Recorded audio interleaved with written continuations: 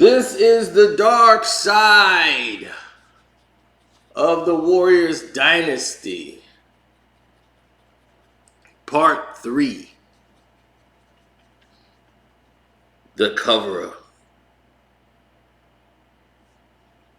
The cover-up. Now,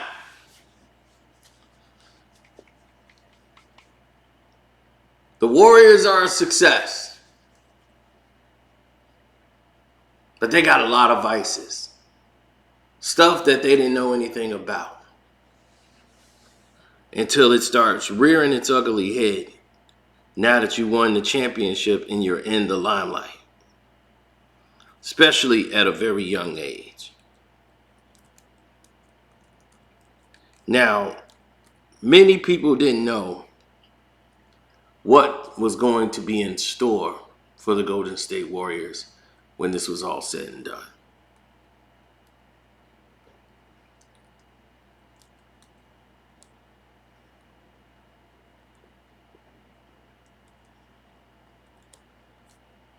Now, when Klay Thompson was at Washington State, he got suspended because he had tested positive and got busted with possession of marijuana after scoring 22 points against USC.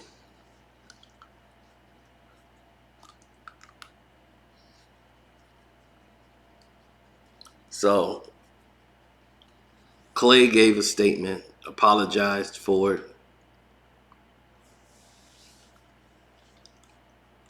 And Michael Thompson, his father, was like, I can't even say how disappointed I am in my son.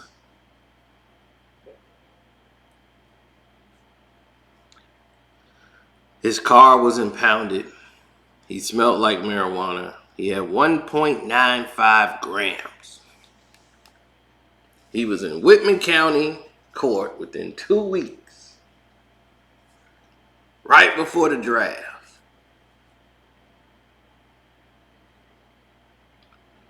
And he told his dad, his pops is pissed.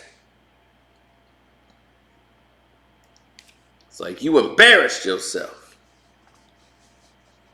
The Los Angeles Lakers are looking to draft you. This is Kobe Bryant.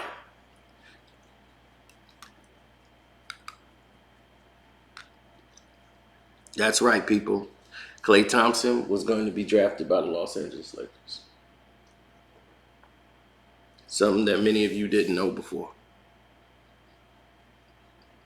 Michael Thompson, his father, told him, what the F did you just do? You just took everything in your life and flushed it down the toilet over some damn marijuana.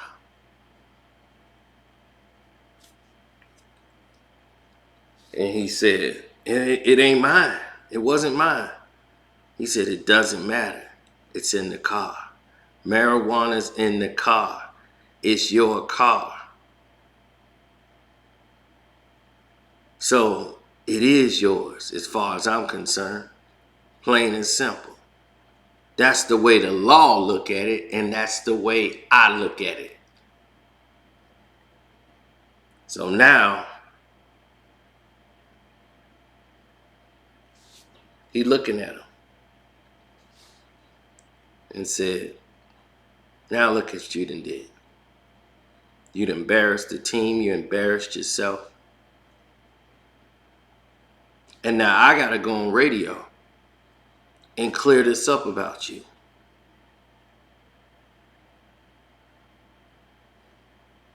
So go on ahead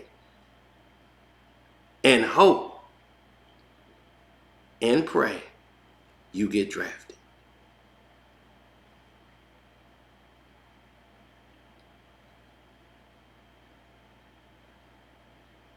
Now, when that happened, Klay dropped in the draft because of it. Yeah, it's nothing now. But Clay dropped in the draft.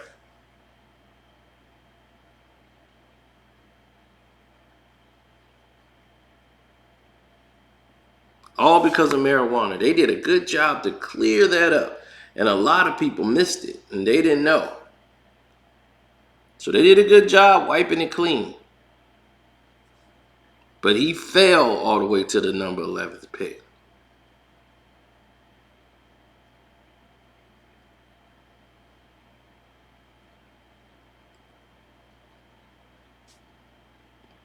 So they thought of it as a gamble to draft him. The Los Angeles Lakers passed on Klay Thompson.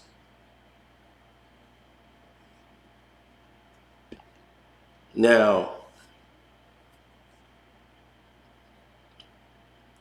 Jerry West, who was no longer consulting the Los Angeles Lakers, is now with the Warriors and knew Klay Thompson was the guy they needed to get. So they talked to Jerry West, and he knows Michael Thompson. And he said, no, it's clear that Klay loves the game. And he's got the kind of background with the father that I respect.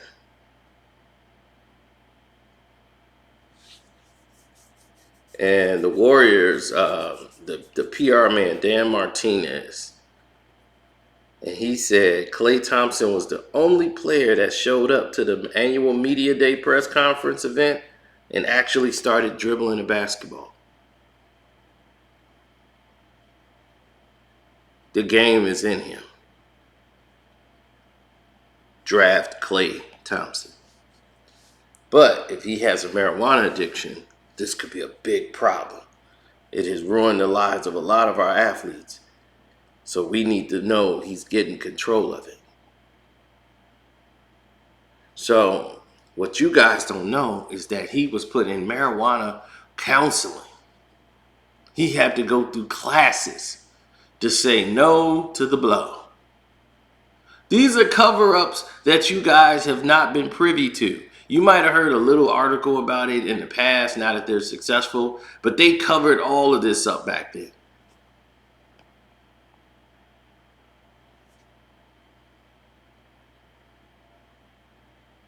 I remember Darren Erman, who worked with Klay Thompson early in his career to get his shooting and defensive instincts right.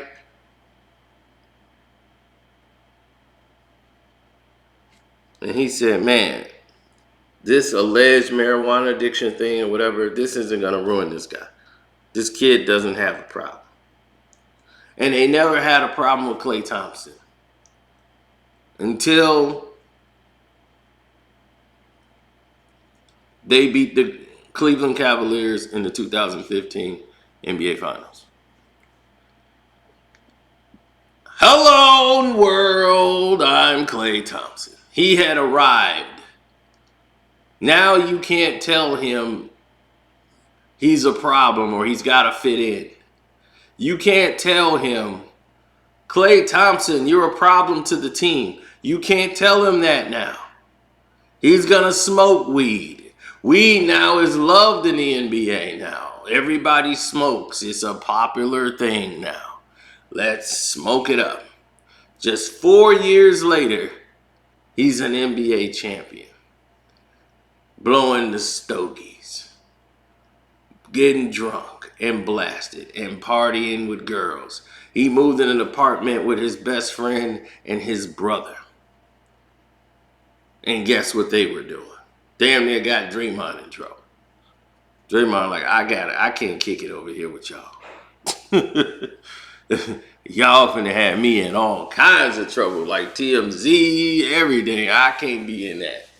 I got to roll. Klay loved the attention. And it was getting him caught up. He was getting caught up in the girls, the action, but he was balancing it. The Warriors is like, Klay, we got to calm this down with Klay. He's getting out of control. But then the game comes and he drops like 26, 28. And it's like, oh, leave him alone. We're the hottest team in the world right now. Why would we want to rock the boat? we're winning like every game. People are talking already in the first month of basketball. Who in the world can beat the Golden State Warriors? Steph Curry was so good, he was sitting out fourth quarters because they were beating teams so bad. I think he set an NBA record. He had set out like 17 fourth quarters in a season because they were up by like 20. No one was close. That's how good they were as a team. And it was also showing how bad everyone else was. But with winning comes arrogance. And something bad happened, really bad, during all of this winning. Draymond was into it with the coach, Steve Kerr. They butt heads before, but now Draymond's a little bit more adamant after they won the NBA championship. Him and Kerr are blowing out to the point where it goes all the way into the locker room. And it is vicious. To where Bob Myers has to come in there, the GMs. And Steve Kerr is like, I don't think I can go through another season of Draymond. Like, I know nothing's going to happen this year, but I might have to step down or retire. I don't know if I could coach Draymond. He's becoming uncoachable. So he sits there with the ownership. They bounce that ball around in the room for another 20, 30 minutes. And they bring Draymond in and have a very serious talk about the lines and how you're not to cross these lines. He's the coach. You don't upstage the coach on national television. You don't do that. There's lines here. We have orders. No one is above them. Michael Jordan would have never done that to Phil Jackson. Kobe would have never done that to Phil Jackson. No matter if they had a disagreement, there's still ways to communicate in their lines. You went way above those lines. You said things that no one is supposed to say to a coach in those lines, over the line.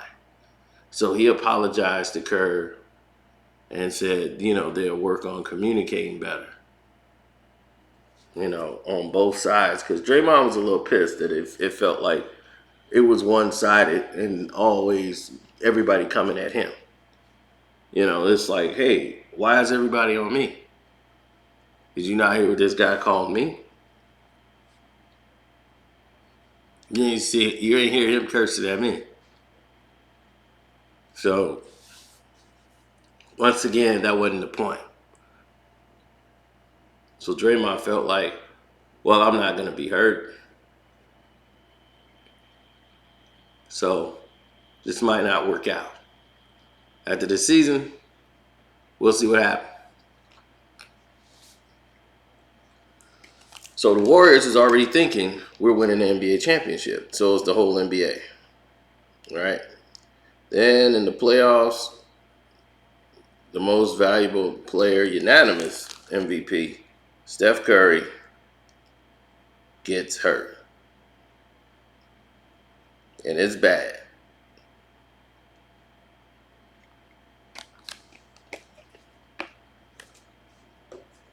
Hurt his MCL really bad. He was told to be out 6 weeks. And he was like, he's going to at least miss a month. Or, I don't know. He might could bounce back by the finals. But it's possible he could play. He put a right brace on, but he can't go side to side. His leg doesn't have the strength. In his MCL, we don't want it to tear completely. But it's the NBA Finals. It's Steph Curry. They're the number one team. They broke the records. They won 73 games. He can't sit out. So they cover it up and make it look like, oh, it's a sprain, he's irritated. We're going to give a couple of weeks to see if the swelling goes down, and we're going to ice it and then see where we are there. So you got Steph Curry out there with one leg. He's out there with one good leg, and that's it.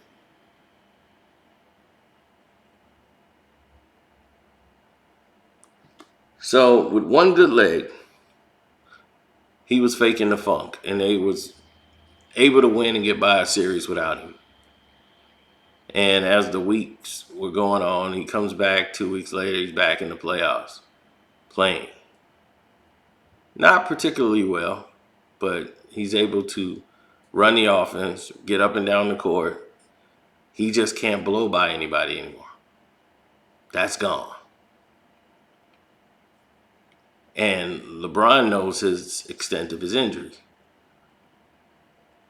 The whole Cleveland Cavaliers are being told to attack Steph Curry. Go after him. Send Kyrie after him. But their defense and their unit and the way they move the ball and the way they play is so suffice as a unit, they're able to succeed. Then Draymond's attitude gets the best of him. He gets ejected. They lose Bogut. Iguodala gets hurt. Cleveland wins, and then the world is turned upside down. And Draymond was on his way out. He was thinking, okay, I'm leaving. All this before. I'm going to win a championship. If they won that second championship, Draymond would have probably won MVP of that finals. That's how good he was playing. He would have put himself in position to lead the team if he wanted to leave. A two-time champion going for the third. He probably would have stayed for the final year, but he wasn't happy with Kerr. When they lost the NBA Finals, he felt, this is my fault. My suspension turned around the entire rest of the NBA Finals. And we blew a perfect, we broke the record. We were supposed to win this championship. It never should have went like that. So his call for Kevin Durant to come over was almost a saving grace for Draymond Green.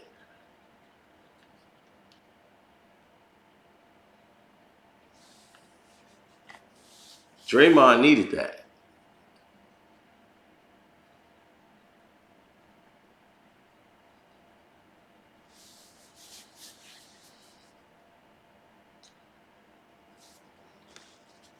He needed. It was imperative for him to win it the next year. He patched things up with Kerr and said, hey, I'm here to make it work. Let's make this thing work. Bringing in Kevin Durant, there was no way they were going to get rid of him. No way. Dre had basically calmed himself, and him and Kerr would disagree quite a few times. It never got to the point of crossing the line like it did that time. He understood the lines better. But it was imperative for him. He had a very painful summer that year, knowing his suspension was shown over and over again and how that cost them the championship.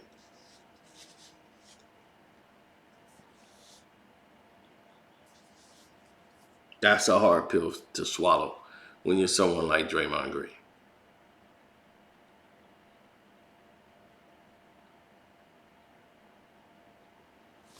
They had a lot of people inquiring about Draymond Green. The Atlanta Hawks were interested in him. I forgot what players was involved, but I know the Atlanta Hawks were constantly hounding the Golden State Warriors about Draymond Green's availability. They were almost like, name who you want on the team. We'll make it happen. We just want Draymond Green.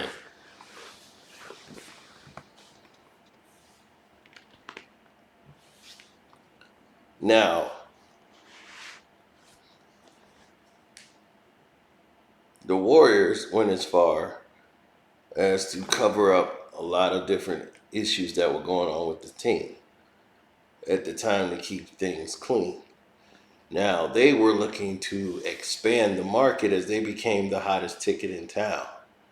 So they already know that they're planning a move to go to San Francisco because the new people that's running the NBA are all LBTGQ type communities. So they said, well, San Francisco is like our home base. We need to get the stadium there since everybody in there is pretty much fruitcakes anyway in the front office. We need to have all this taken care of. We're going to have our home base there, our stadium. We can load it up with celebrities and everybody else. That's going to be the new home. The Warriors are going to be the new dynasty. That's the team there everybody's connected to anyway. Why are we wasting their years worrying and holding on to an old relic like LeBron?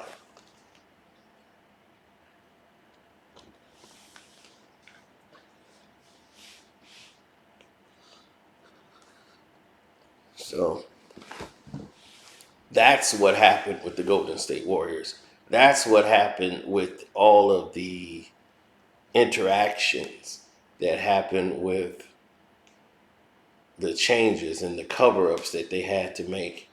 They had to make up an excuse for getting rid of Mark Jackson and try to make up performances. He was condescending. He didn't practice well. They had to cover that up. Oh, he didn't come into practice a lot. There are a ton of head coaches not in practice. Did you see Fogel in practice? Fogel's not out there. You see Phil Handy out there.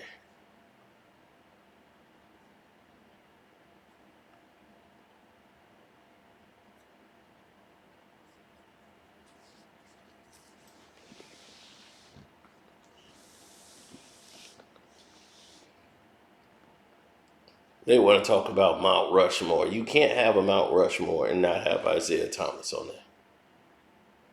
You can't.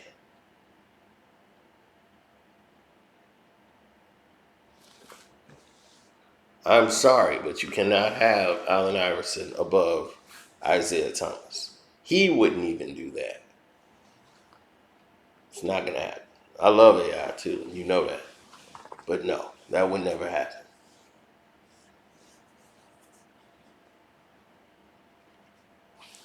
You're talking about different genres. You're talking about a different era. You're talking about people who are entirely different. You're not talking about people who have it all together. You're talking about people who don't understand structure. You're talking about people that don't understand flaws. You're talking about people who just don't get it. All right? They don't get it. So when people don't get something, this is what you call the results of them not getting it. There's a disconnect. You're thinking about the marketing before you're thinking about the actual game. And everyone's falling victim to it.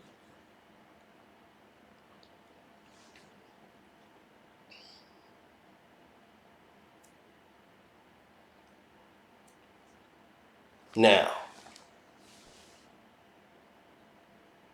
here's the notion, as I always want to be clear about things. Here's the notions, because I want people to understand the intentions and everything else that comes along with it when they talk about the breaks. The Golden State Warriors and their dynasty had a lot of secrets.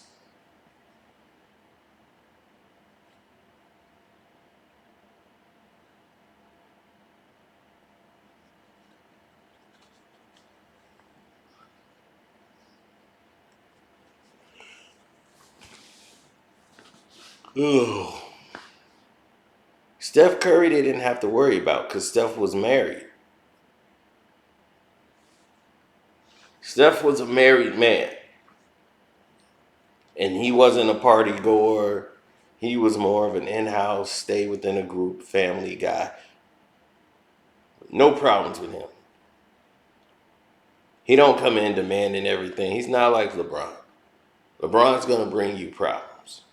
If you have LeBron James on your team, you're gonna have a whole list of drama, and it's a love and hip hop saga.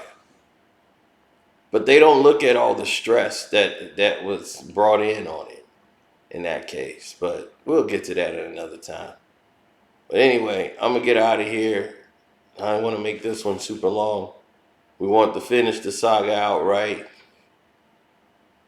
and this covered up all the dark secrets of the Golden State Warriors.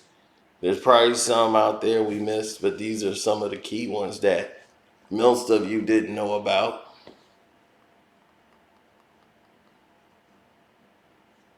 Yes, Draymond was about to go.